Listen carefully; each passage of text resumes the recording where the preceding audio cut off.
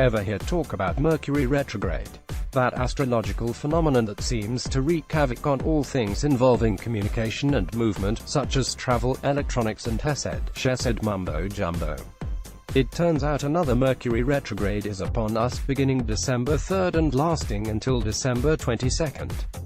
As for me, I've noticed this phenomenon somehow seems to defy science. Without fail, during a Mercury retrograde, I will be forced to sit at the Genius Bar 4 hours, my flight will be delayed, someone will misunderstand something I did or said and so on, making the planet a really easy scapegoat when things go awry. So, what is Mercury retrograde, exactly?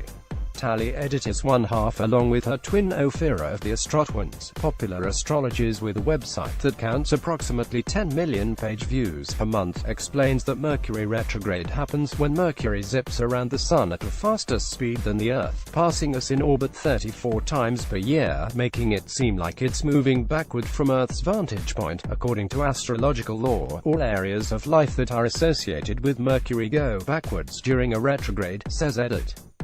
Mercury is the messenger planet, so it rules communication, mobile devices, transportation, email, snail mail, and all things data.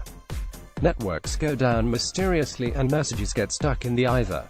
Minor grievances can escalate into major blow-ups if we don't choose our words wisely, Edit says, adding it's also prime time for old friends and exes to suddenly appear out of the blue.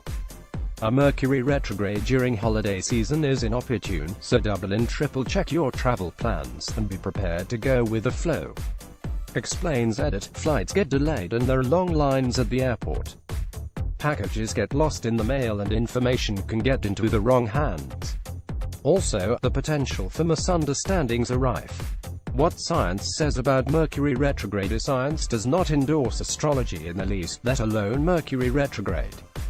There is absolutely no evidence, or reason to expect from science, that Mercury or any other planet has any effect whatsoever on life on Earth, says Michael Scherer, curator and director of astrophysics at the American Museum of Natural History. Astrology has no more scientific basis than alchemy, a belief in the existence of unicorns.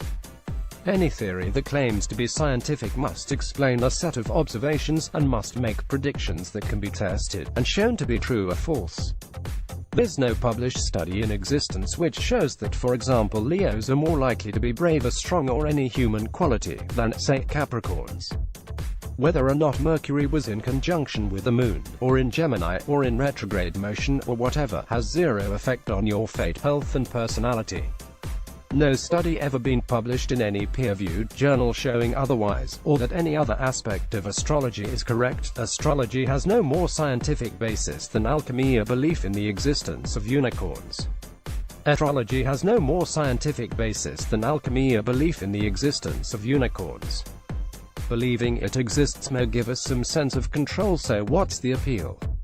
People need to feel some level of control over their lives, explains Kim Nuttall, licensed mental health counselor in Framingham, MA. Astrology and its like offer some feeling of knowing the future, of being able to feel prepared for it. We know that we cannot control the future in our logical minds, but it can be emotionally comforting to feel like there can be something to guide us. It's not unlike religion in a lot of ways. It's a way to make sense of the chaos of life. Life is just chaotic and it's difficult to accept that there is no reason. With respect to Mercury retrograde in particular, Nuttall says it makes for an easy scapegoat for a bad day. There is a confirmation bias, she says. My commute was awful, oh, Mercury is in retrograde, that must be it. All this said, Edit remains unfazed. Understand the skeptics. We are skeptics ourselves, but how does one develop a scientific theory? But observing data and drawing conclusions based on what is seen. Astrology has been around since the time of the ancient Babylonians and was developed by the Greeks, she says.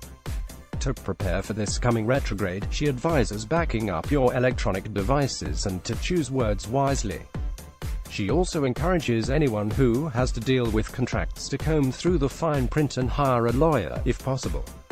Most importantly, think in terms of It's a good time for researching, reviewing and reuniting. Ping an old pal who you find on Facebook, pull an old project out of the bins and revive a retro style of tradition. Some of the slowdowns can be blessings in disguise, as they give people a chance to reconsider their actions before making any binding decisions, she says. As for me, I'll likely take some of Edith's advice. Because I'm also superstitious enough to realize if I prepare for the worst, it probably won't happen.